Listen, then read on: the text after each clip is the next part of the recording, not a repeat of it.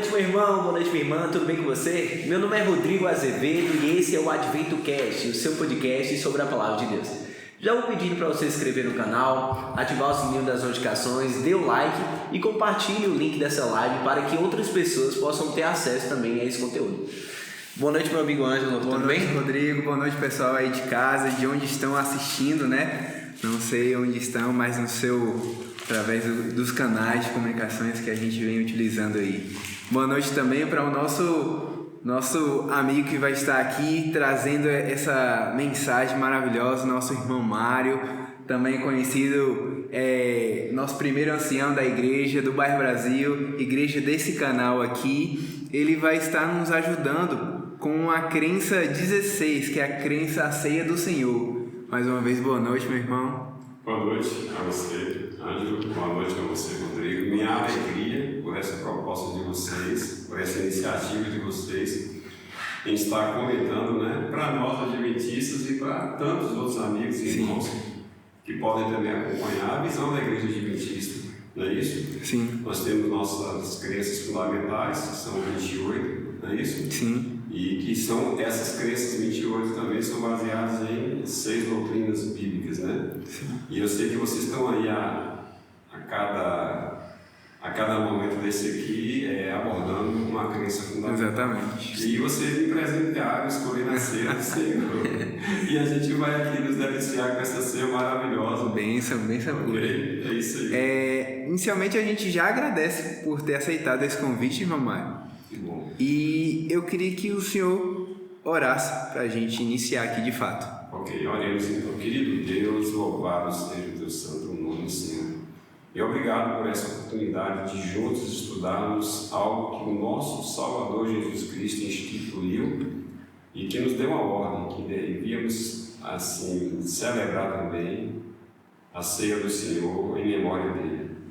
E obrigado pelos significados que já conhecemos e a discussão que haverá aqui para que haja um entendimento maior nosso e de todos que estarão juntamente conosco assistindo. Amém. Oramos gratos em nome de Jesus. Amém. Sabe, a gente costuma ler sempre um verso, né, Rodrigo? Sim. E eu separei um verso aqui que também durante a leitura da crença do capítulo 16 a gente consegue abordar e fazer relação a essa crença. Em Apocalipse 3:20, um verso bastante conhecido por muitos, diz assim: Eis que estou à porta e bato. Se alguém ouvir a minha voz e abrir a porta, entrarei em sua casa e cearei com ele e ele comigo. Que convite que o Senhor Jesus nos concede aqui, né? Ele está dizendo aqui, está à porta dos nossos corações, batendo e querendo que a gente abra e o recepcione. A gente entende que uma das melhores formas de recepcionar é através da ceia, né? Do alimento, ali, do juntar, da intimidade, né? E a gente vai entender um pouco agora, já vou passar a palavra para o nosso irmão Mário, essa ideia da ceia do Senhor. Não só nessa mensagem aqui de Apocalipse 3:20, mas o Senhor mesmo sabe que a ceia ela perpassa por toda a Bíblia, né? Desde os Gênesis, né? Hoje você preparou bem o meu caminho.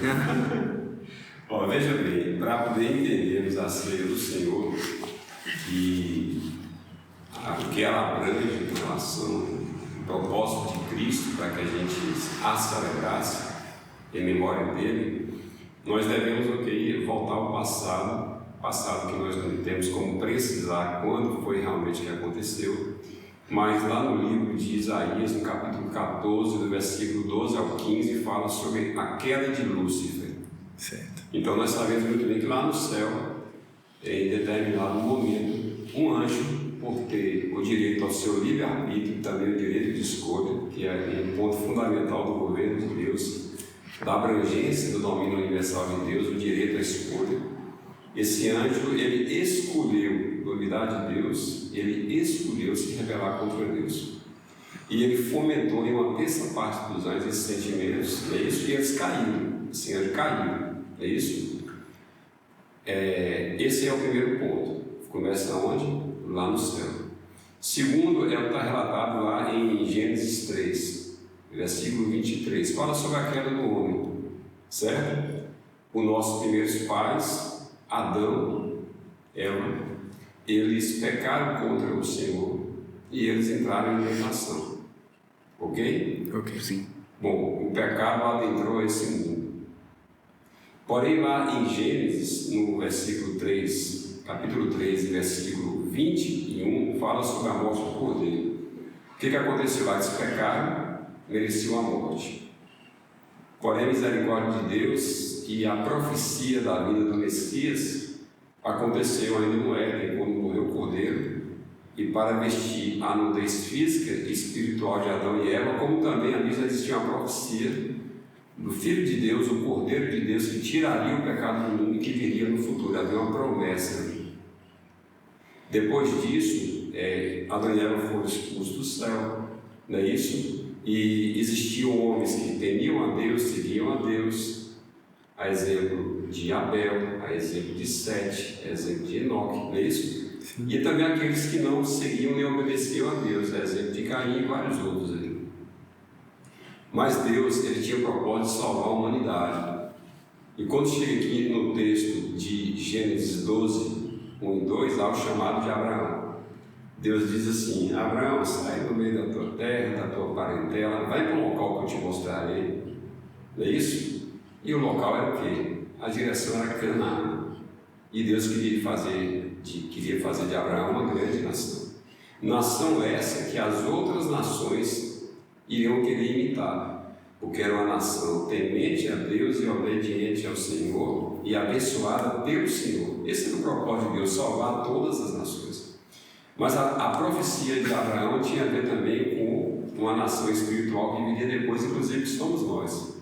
Aí um contexto mais abrangente e demorado que a gente fugiria aqui do tempo.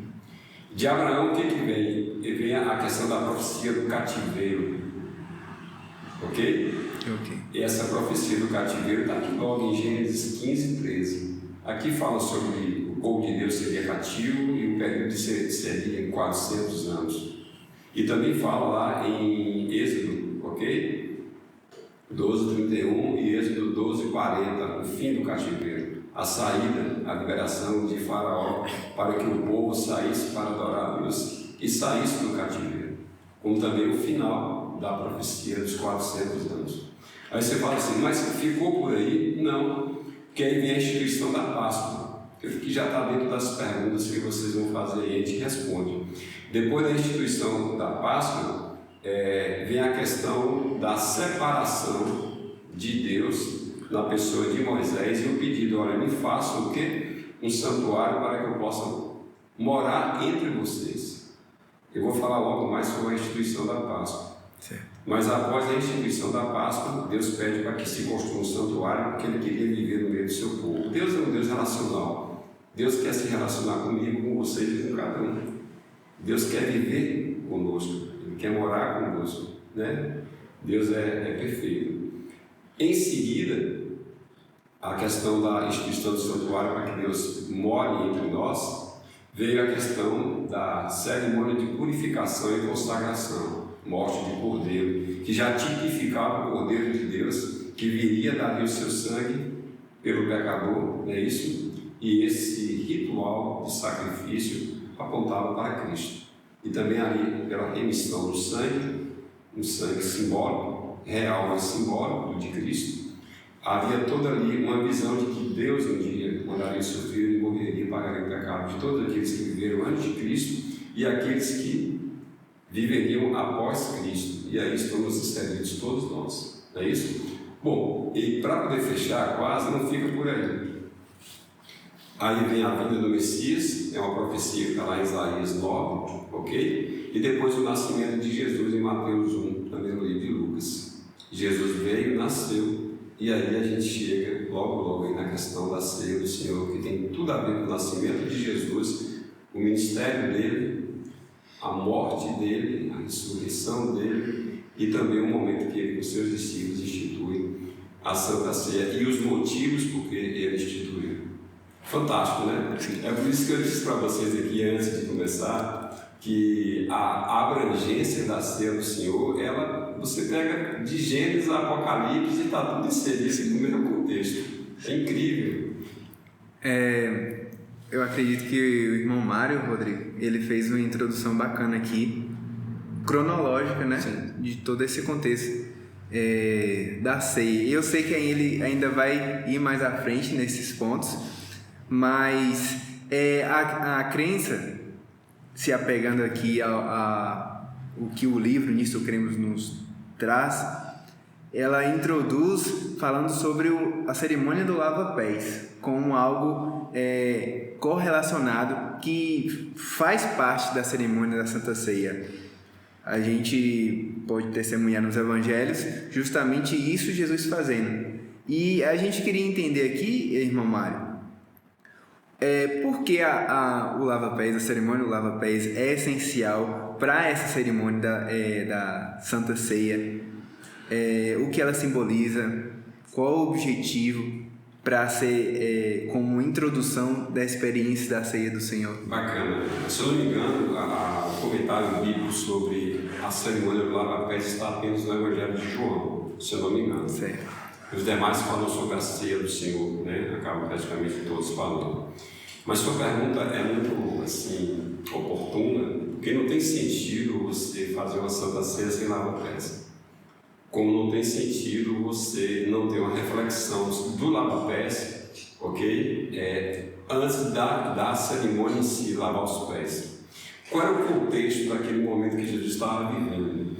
No Evangelho de João, no capítulo 13, ali nos conta que Jesus estava com os seus discípulos, ok? E João inicia dizendo o seguinte: olha, e tendo amado os seus, amou-os até o fim.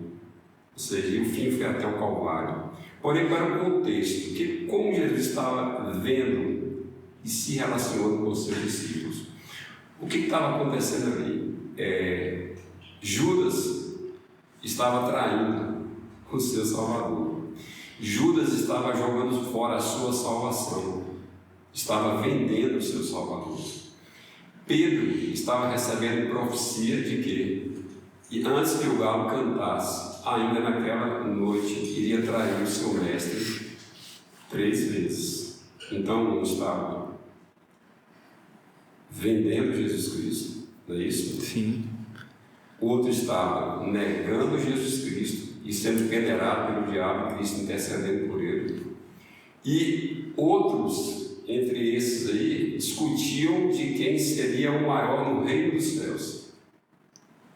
Pensa bem se esses discípulos estavam sintonizados com o ministério de Jesus Cristo, estavam sintonizados com aquele momento, ok? E sintonizados com o que Jesus estava acreditando na mão deles, dar sequência à pregação do Evangelho em todo mundo.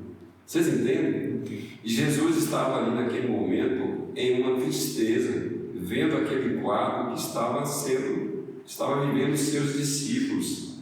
Então, quando ele institui a cerimônia do lava-pés, ele estava ensinando aos seus discípulos e a nós de que, olha, nada daquilo que eles estavam vivendo e buscando tinha valor eterno nenhum, nem significado cristão.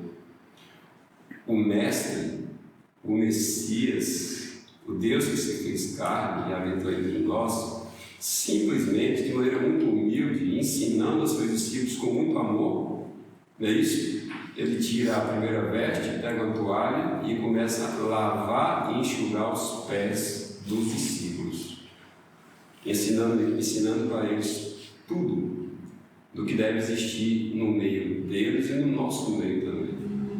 Então, nós devemos, para praticar a Santa Ceia, nós devemos sim passar por um processo de reflexão. E como é comunhão, eu tenho que estar bem com todos os meus irmãos. E eu tenho que ter a visão espiritual da Santa Ceia, através do lava-pés, que eu não sou melhor do que ninguém. Os meus propósitos têm que ser uma visão de Deus para a minha vida e da minha vida para o meu Deus e para os meus irmãos. Não é isso? Ou seja, a lição do lava-pés tem muitos ensinamentos para nós. Para a gente não ter uma vida egoísta, egocêntrica, não é isso? Para que você não veja o outro melhor do que você, muito pelo contrário, devemos ver o outro, o nosso irmão, como maior do que nós, devemos ser servos dos nossos irmãos, não querer a primazia, não é isso? Mas querer servir. Cristo estava servindo e dando um grande ensinamento para os seus discípulos. Então, o Lava Pés é uma preparação para o momento principal da Santa Ceia, extremamente necessário para os discípulos, era necessário para eles, como é necessário para nós hoje. Fantástico. Obrigado, irmão. Ô Mário, em um dos seus pontos você falou sobre a Páscoa, né? Eu queria saber qual a relação da Santa Ceia com a Páscoa. Ok, a Páscoa e os pães asmos, é isso que está dentro do mesmo contexto. Bom, nós falamos aqui sobre a questão da profecia de que o povo de Deus seria escravo, né? Sim. Então, de Abraão, dentro dessa proposta de um grande povo, uma grande nação, a família de Abraão, depois a família espiritual que somos nós. Aí veio Abraão, de Abraão veio Isaac, de Isaac veio Jacó, não é isso? Abraão, Isaac e Jacó. De Jacó veio José. José foi o governador do Egito, em determinado momento, Jacó, na terra de Canaã. Os seus filhos começaram a passar fome, como todo mundo. Conhecemos isso, né? E Jacó, além de voltar a ver seu filho, ele também vai morar no Egito, juntamente com todo o seu povo. Ok? Sim. Depois que passou o período de que José era bem visto, era respeitado, porque através de José foi revelado o plano para que o Egito se tornasse grande, devido aos 7 anos de fartura, depois dos 7 anos de seca, não é isso? E fome mundial, onde o Egito vendeu alimentos para todo mundo, se tornou grande. Sim. Então, José era muito bem visto e Jacó, seu pai, e todos lá da família de José eram muito bem tratados. Mas o tempo foi passando, eles foram morrendo, os faraós foram também mudando, né? Aí chegou um tempo que o povo de Deus ali, o povo de José e de Jacó, passaram a ser subjugados, experimentaram o cativeiro. Eles eram escravos, eles eram subjugados. A coisa ficou tão assim, feia, difícil, a escravidão, que eles começaram a clamar. E durante esse período de escravidão, eles também se afastaram de Deus, eles também eram obrigados a trabalhar no dia de sábado, por exemplo. Sim. Eles aprenderam a comer a comida do povo do Egito, a adorar os deuses do Egito, eles eram tentados por essa idolatria, paganismo, né? E Deus promete, através do seu servo Moisés, libertar o seu povo, não é isso? Sim, sim. E houveram as pragas do Egito, e a última praga que foi lançada sobre o povo do Egito, que Faraó não queria liberar o povo de Deus, não queria libertar o povo de Deus, foi a morte dos primogênitos. Como aconteceu a morte dos primogênitos, mais Rodrigo? Deus mandou Moisés dizer ao povo, diga ao povo que matem um cordeiro e peguem o sangue do cordeiro e pinte os umbrais de suas portas, porque o anjo do Senhor, o anjo vingador, vai passar sobre o Egito, e toda casa que tiver o sangue do cordeiro, nessa casa ninguém morrerá, mas todas as casas morrerá o primogênito, dos animais, dos seres humanos, independente da idade. E o que acontecia? Um fato bem assim interessante que eu vi Rodrigo Silva falar. Ele diz o seguinte, que era costume dos egípcios e também já do povo de Deus, os hebreus, de pintarem as suas portas à vista, aquela parte interna, com desenhos de divindades. Ok? Sim. E eles acreditavam que essas divindades, esses desenhos, essas frases, traziam a eles proteção.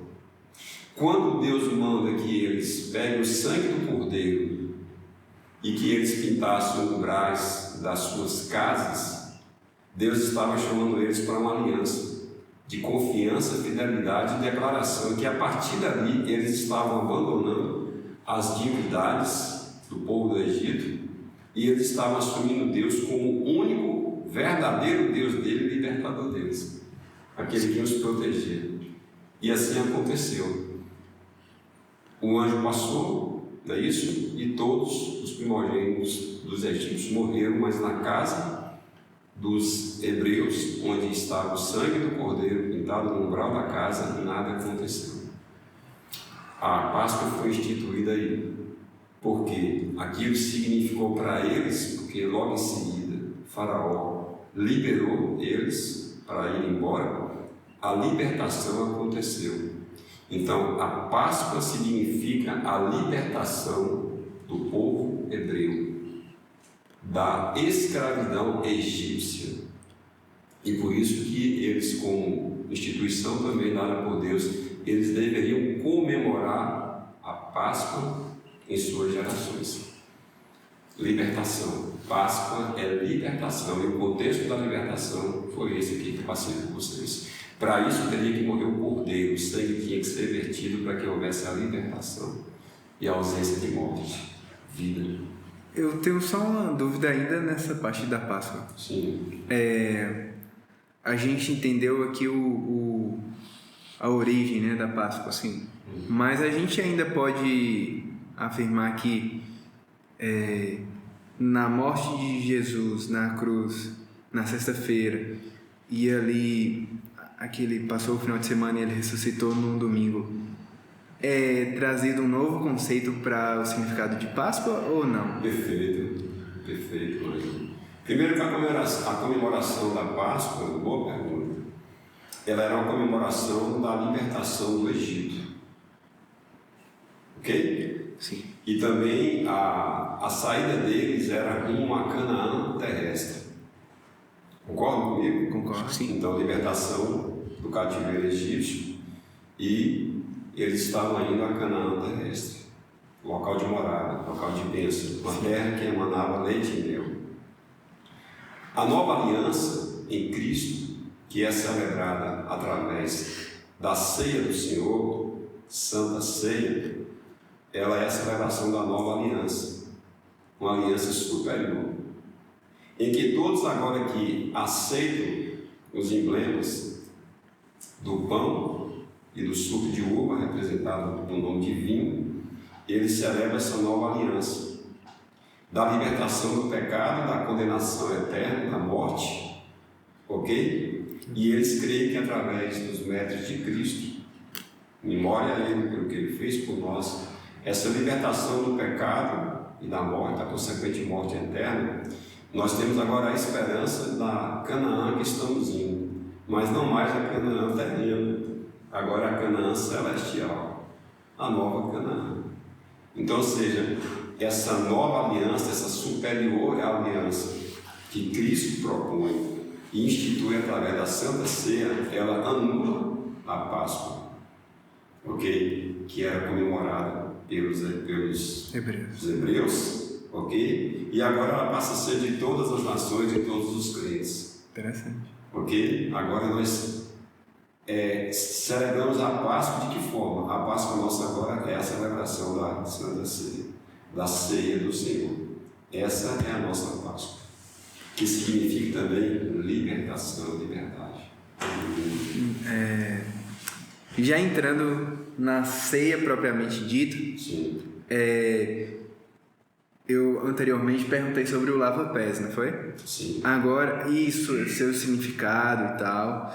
E tem um versículo aqui, João 6:53, que diz: Respondeu-lhe Jesus: em verdade vos digo, se não comerdes a carne do Filho do Homem, não beberdes o seu sangue, não tendes vida em vós mesmos. Há um significado aí. Na ceia a gente compartilha, a gente come, né, ingere tanto o pão sem fermento e o suco de uva, ambos sem fermentos. Eu queria que o senhor explicasse para a gente o que significa cada um e por que eles são sem fermentos. Muito bem, vamos lá.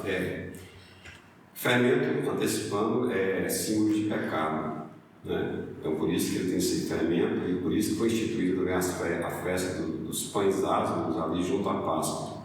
Se eu não me engano, é comemorado 7 dias, né? A festa dos pães ázimos, ou seja, pão sem fermento. Entendi. Isso aqui é pão ázimo. Bom, Gênesis 9, no versículo 4. Olha o que ele diz aqui, que é algo interessante que Acho que vale a pena citar dentro da sua pergunta, viu? Certo. Então, Gênesis, no capítulo 9, versículo 4 a 6. O que ele diz aqui? Ó? Carne, porém, com sua vida, isto é, com seu sangue, não comereis. E aqui prossegue. Aqui diz que não devemos ingerir carne ou sangue. Então, assim, é estranho, né? Cristo diz, né? Vocês devem comer do meu corpo, beber do meu sangue. Gente, isso é um simbolismo. É lógico que Cristo não estava falando que era para nós comermos o corpo dele e bebermos o sangue dele. Onde o próprio Deus ele é contrário. O sangue mesmo, ele significa a vida. Assim, os nossos irmãos católicos, através do procedimento do líder da igreja, ele, na Santa Ceia, eles fazem um processo chamado transubstanciação, onde o corpo de Cristo se transforma, o pão se transforma verdadeiramente no corpo de Cristo. E o suco da vide, o vinho, transforma-se no sangue de Cristo. Então, esse processo é como se você estivesse ingerindo o corpo de Cristo e verdadeiramente bebendo o sangue de Cristo. Isso não tem base bíblica. Porque o significado, aquilo que Jesus estava introduzindo, tem um conceito, uma conotação espiritual. O pão de Cristo que foi dilacerado, ele foi açoitado, quando você ingere o pão de Cristo, e por isso que ele é quebrado, dividido, o corpo dele foi quebrado. Isso tem a ver também com a nossa convivência com os irmãos naquele momento ali. É o pão da vida, não é isso? É o conceito do que ele fez por nós no processo de ir até o Calvário, e o que o pão dele significa para nós também. Ele é o pão da vida. E a questão do sangue, para que haja remoção de pecado, tem que ter perdão de pecados, derramamento de sangue. É o simbolismo que o sangue dele foi vertido. Então, o que Cristo fala, olha, coma do meu corpo, beba do meu sangue, é através da cerimônia da Santa Ceia, para que não haja o esquecimento. Nós temos a tendência de esquecer das coisas. Inclusive, a gente vai conversar no acionado junto com o nosso pastor, porque precisamos melhorar a quantidade de vezes que celebramos a Santa Ceia aqui. Existem igrejas, denominações, que não estão fazendo nada de errado, os nossos irmãos, que eles celebram a cerimônia da Santa Ceia uma vez por semana, outras a cada mês. E às vezes a gente passa um período mais longo. Isso não é bom, não está correto. É em memória de Cristo, e o significado da ceia do Senhor, ele é muito amplo. Ele é um momento em que você pode e deve se reaproximar de Cristo, avaliar a sua vida, você buscar o relacionamento com o seu irmão. Se há alguma divergência, você vai procurar ele. É de consagração, ok? E devemos ter tanto a intenção, o propósito, e na prática ter também seriedade com a proposta de Cristo no lava-pés e na Santa Ceia. E Paulo fala isso no livro de 1 Coríntios, e a gente pode mais para frente abordar também. Mário, minha pergunta era justamente em cima disso, sobre a questão da cerimônia, né? Que, como você falou aqui, que é uma celebração da Páscoa, né? Eu queria saber, como você disse, né, se tem alguma recomendação da igreja para quando deve ser realizada, com que frequência, e também se existe alguma restrição de quem pode realizar, em questão a se precisa ter um líder religioso à frente ou qualquer membro da igreja pode realizar essa celebração. Olha, de praxe, o ideal é que seja um pastor ordenado, o ancião ordenado, que são os líderes da igreja, e a eles foram confiados essas questões espirituais, né? Sim. E ali estava representado Cristo e os seus discípulos. Então existe toda uma questão eclesiástica de liderança, que envolve também liderança espiritual e pessoas que Deus separou. Igrejas adventistas são o pastor da igreja e o acionado, aqueles que são ordenados, tá certo? Então devem ser esses aí que ministram Santa Ceia. A segunda pergunta foi? A questão da frequência da Santa Ceia. A frequência, eu acabei de falar, pode ser semanal. Sim. Será bom ser semanal, mensal, a cada 2 meses. Não tem problema nenhum, né? Não, deve até, porque é um momento de que a igreja pensa, lembra o significado, mudar a essência, é um processo, é um tipo de rebatismo, de reconsagração, voltar para o Senhor. Agora, Rodrigo, sua pergunta sobre quem está apto, né? Sim. Eu me lembro lá no passado de que a exigência, na nossa igreja mesmo, para uma pessoa tomar uma Santa Ceia, era... Eu já vi isso de ser um pouco rígido, né? Você tinha que ser uma espécie de santo para poder participar da Santa Ceia. E em algumas denominações, alguns irmãos, a exigência é muito grande. Ao mesmo tempo, a gente às vezes vê, né, alguém que está celebrando franquear de forma muito liberal a prática de quem é crente ou não, de quem é cristão ou não, mas ele também não é correto. Paulo estava vendo na igreja de Coríntios, né, como eles estavam celebrando a ceia do Senhor. E ele deu uma orientação para eles e para nós também. Vamos lá no livro de 1 Coríntios, capítulo 11, porque eu consigo te responder de maneira bíblica, certo, Divino? Certo. O contexto aqui que Paulo estava dando diretrizes, ensinamentos, realinhando, né, a prática dele, e também estava repreendendo a forma indevida que eles estavam praticando. E isso para nós aqui são ensinamentos, são diretrizes também. Capítulo 11, versículo 17, trata sobre a instrução quanto à celebração da Santa Ceia. Versículo 17, nisto, porém, que vos prescrevo, não vos louvo, porquanto vos ajuntais não para melhor, e sim para pior. Aqui já está deixando claro que se o propósito e a forma de celebração da ceia do Senhor não foi de acordo com a orientação de Deus, o Espírito também, vai haver reprovação, não vai haver bênção aqui. Então, a cerimônia coletiva, em vez de bênção, pode ter maldição.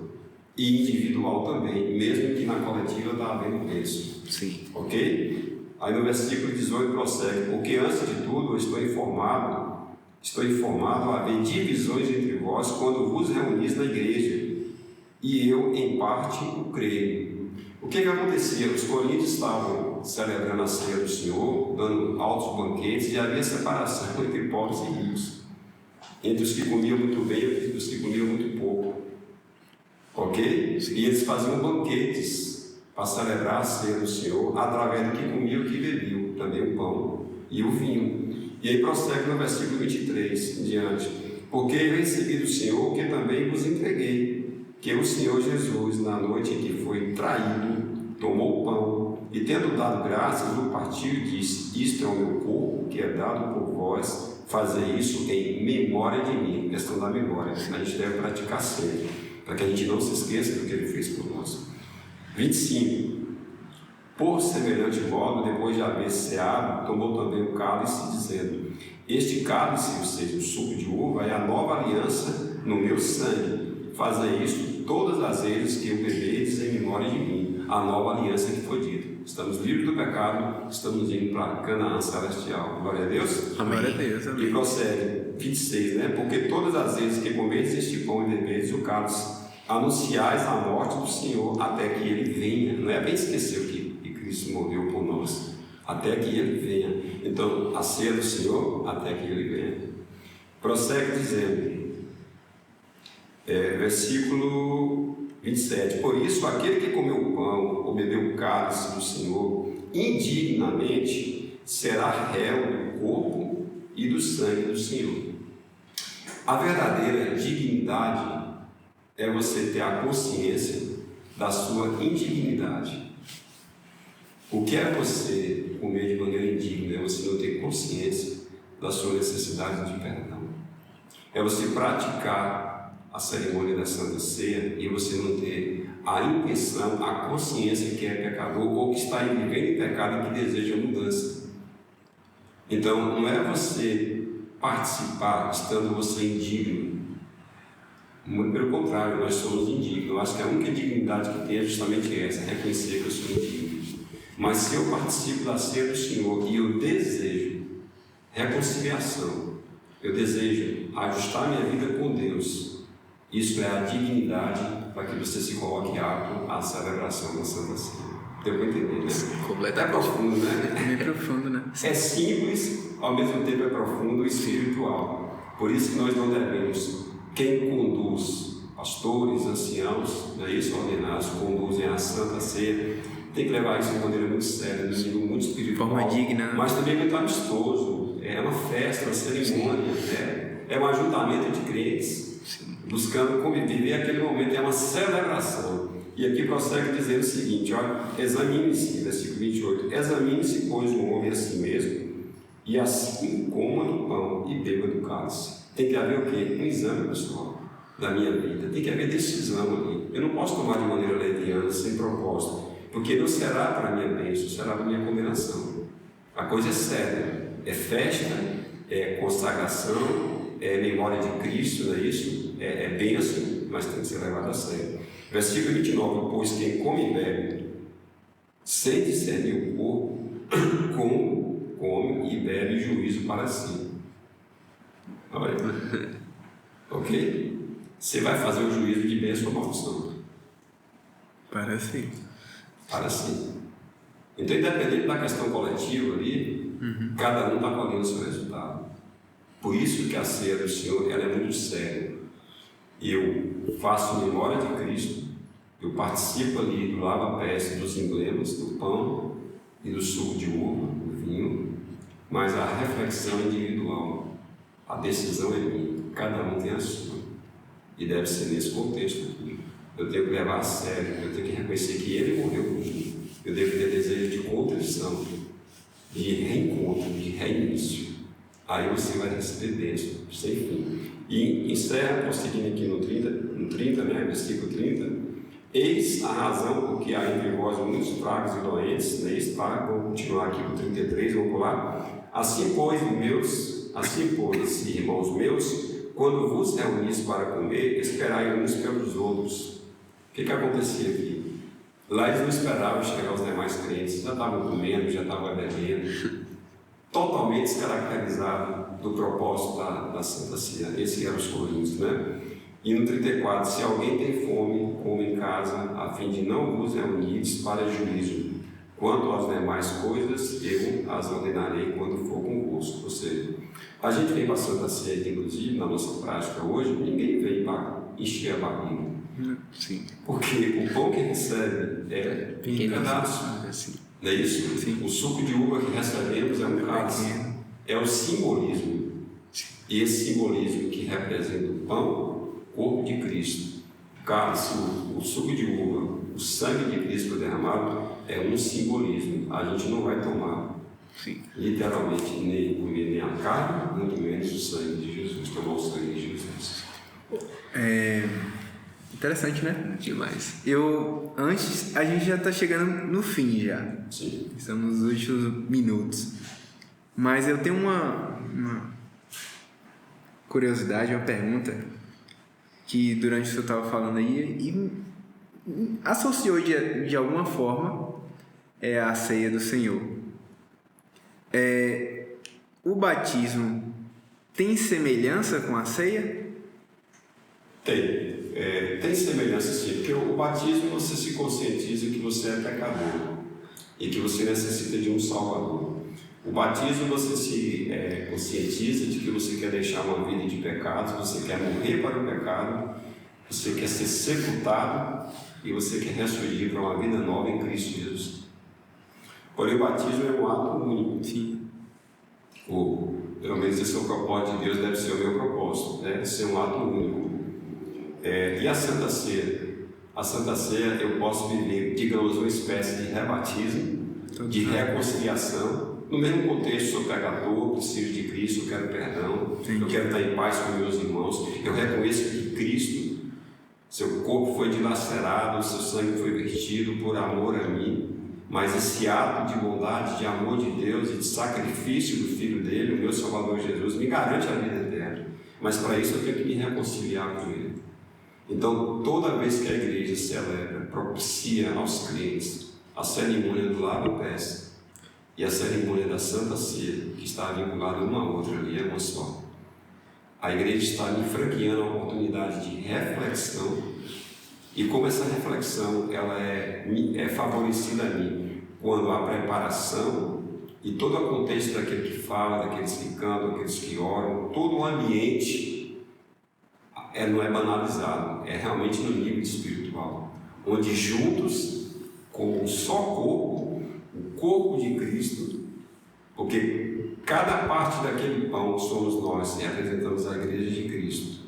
É isso? Dentro do corpo de Cristo, eu sou uma parte desse corpo operante.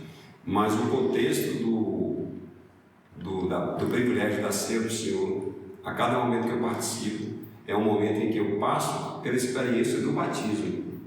Lá atrás que eu fiz, eu renovo meu batismo, meus votos para com Cristo através da Santa Ceia. Quanto mais, melhor. Eu estou convencido disso. Amém. Eu quero isso para mim. Eu preciso viver essa experiência mais. Precisamos viver mais essa experiência.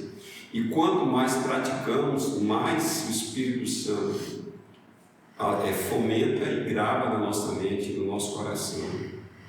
Quanto menos a gente pratica, menos a gente se lembra do que Cristo fez e o que representou o Calvário.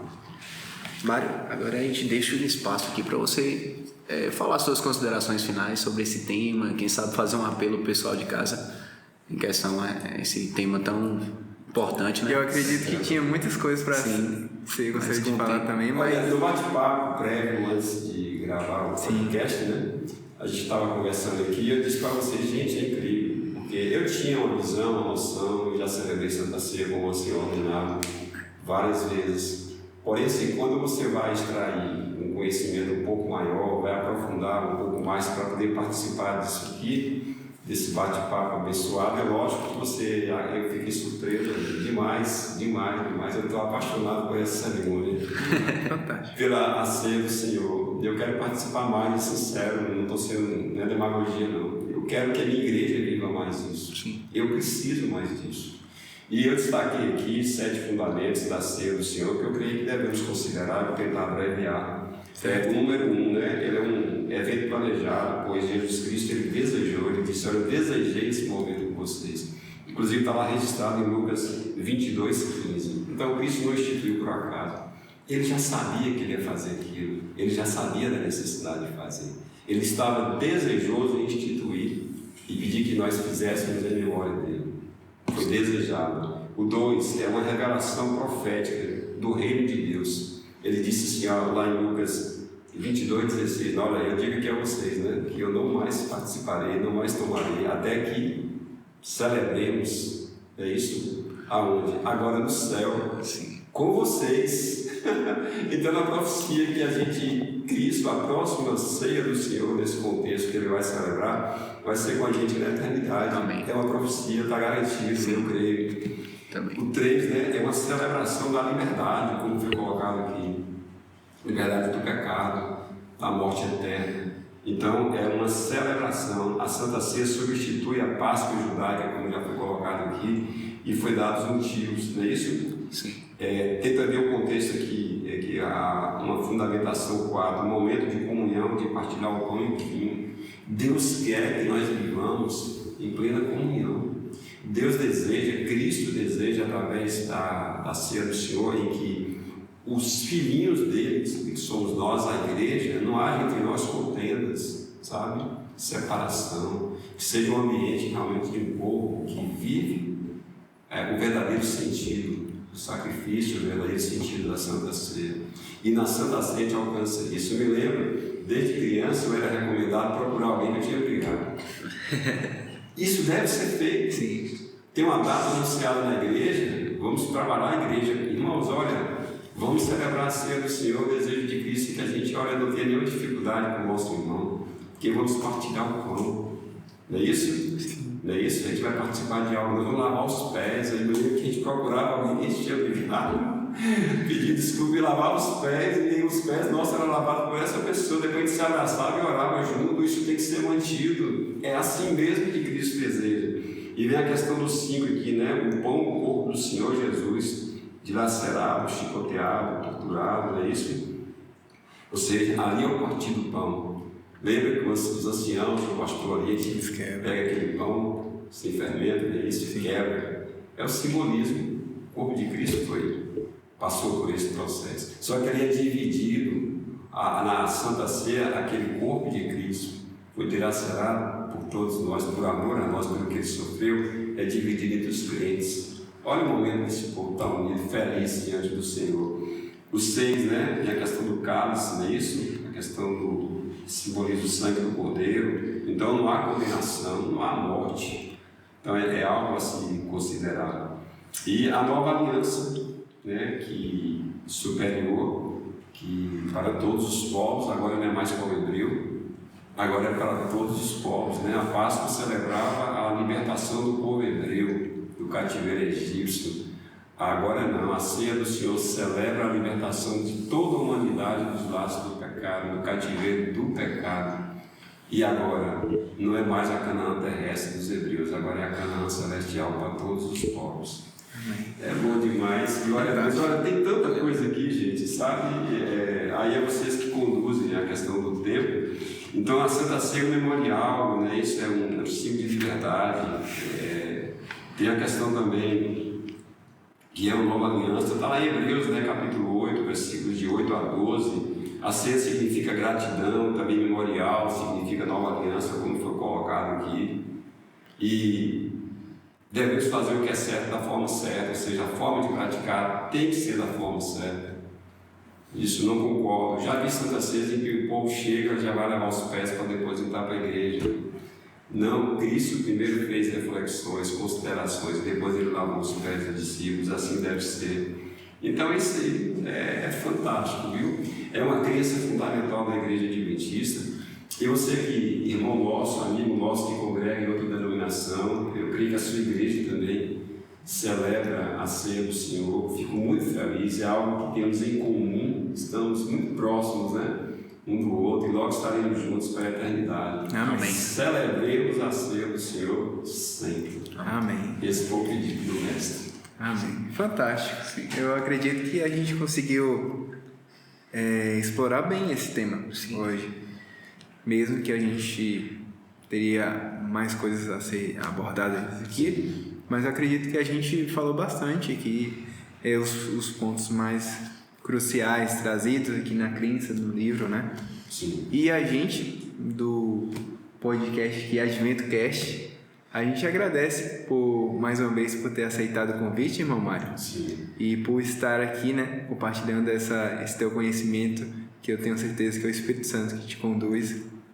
E é isso. Faz uma oração pra gente, por favor. Faço. Ângelo, eu acho que é imperativo, só uma observação adicional, você me permite? Permito. A Igreja Adventista, e aí você que sabe que não congrega na Igreja Adventista, mas é o nosso irmão, as crenças fundamentais da Igreja Adventista, elas são 100% bíblicas, 100%. Alguns afirmam assim, não, está baseado nos escritos de Ellen White, não está. Nem cita aqui. Os escritos de Ellen White, que é o Espírito de Profecia para nós, é o dom profético para nós, acreditamos sim que Ellen White é uma profetisa que Deus levantou para nós para trazer verdades presentes para o nosso tempo agora. E acredito também que os escritos de Ellen White trazem luz, né? Uma luz, a própria palavra de Deus, porque ela consegue trazer a Bíblia de maneira mais clara em alguns contextos. Sim. Pode trazer luz sobre nisto cremos, mas é todo bíblico. Nisto cremos as 28 crenças fundamentais das 6 doutrinas que nós adotamos. É toda Bíblia, 100% Bíblia. Então você que é adventista, aprenda, pratique, estude, porque o Nisto cremos é a declaração de fé da Igreja Adventista do sétimo dia. Amém. É isso aí. Ora pra gente, por favor. Ora sim. Vamos orar aí, como vocês podem lá também.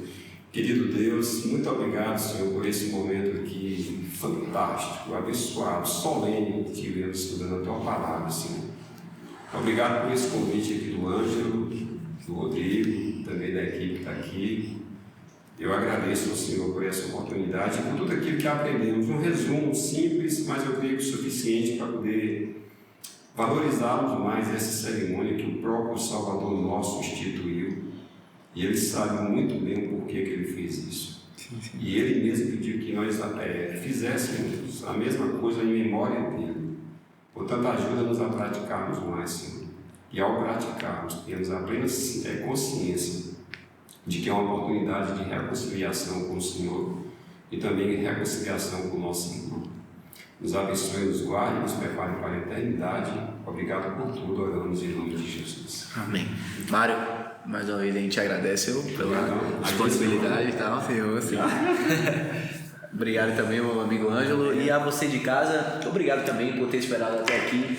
Mais uma vez eu reforço o meu pedido. Se inscreva no canal, ative o sininho das notificações, dê o like e compartilhe o link, né, desse canal, dessa live, para que mais pessoas possam entender o porquê nisto cremos.